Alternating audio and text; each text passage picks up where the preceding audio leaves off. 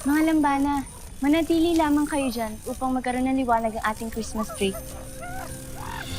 Paano ba ito? Tama ba itong ginagawa namin, Pau Pau? Opo, Lolo Imaw. Kahit ano po isabit niyo dyan. Ah, Bana. Ayun siya. sige. Bana, lagi mo pa dito.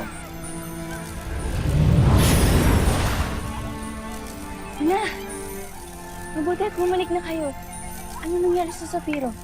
Pansamantalang huminto ang sigalotron. Pamilya sa akin ang ginagawa niya. Nakita ko ito nung bata ako sa mundo ng mga tao.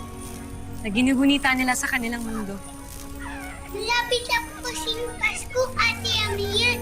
Kaya po gumagawa kami ng Christmas tree. Ito kasi ang usapan nila Pau Pau at Lira. Nagugunitain nila ang Pasko dito sa Lireo. At ipaparamdam ito sa atin. Ngunit Pau, wala na dito si Lira, hindi ba? Opo, pero nag-promise po sa akin si Faye Campi na babalik po siya bago mag-Christmas.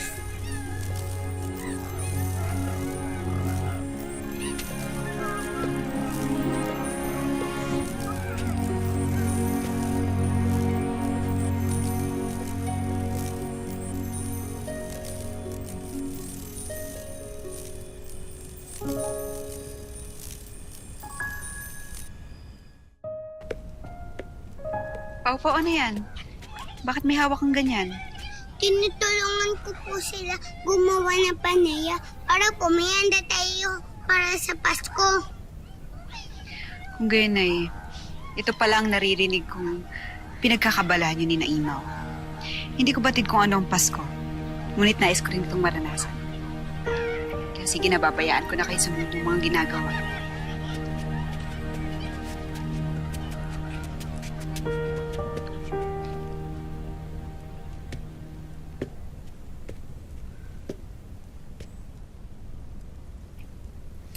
Akhil, nandyan ka pala. Nanggugulat ka. Paumanhin, mahal na sangre. Ngunit nais ko lamang ipaalala sa iyo na may pagsasanay kaming makakawal mamaya. At kung wala kang gagawin, ay maaari kayo sumama sa amin. Titingnan ko kung makakasunod ako. Ngunit sa susunod, huwag kang biglang susulpot para hindi ako nagugulat. I love you ka talaga. Poltre, sangre. Hindi na mauulit.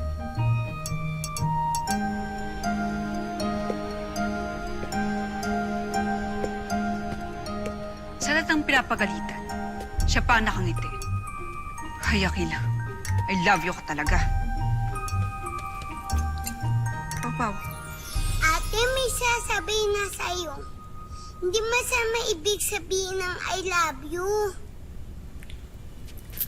Kung gayon eh, anong ibig sabihin? Mahal kita. Yung po totoong ibig sabihin yun. Kaya po, pag sinabi mo I love you, Akil, di mo po siya inaaway.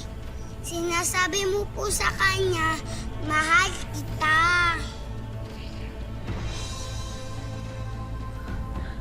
Ashnea.